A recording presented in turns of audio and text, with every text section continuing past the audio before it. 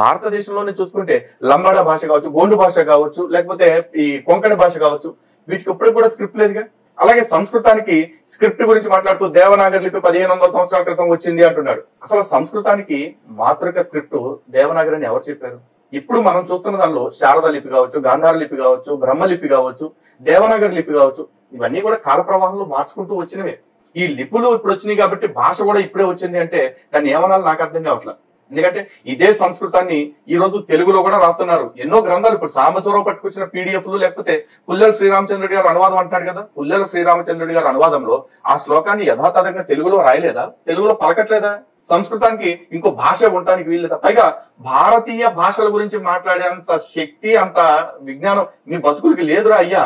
ఎందుకంటే భారతీయ భాషలు అనేది ఆయా ప్రాంతాల యొక్క అంటే ప్రాంతాల్లో దొరికే రా మెటీరియల్స్ ఏవైతే ఉంటాయో వాటి అవైలబిలిటీని బట్టి మన భాషలు కూడా డిజైన్ చేసుకోవడం జరిగింది. మీకు తెలుసా?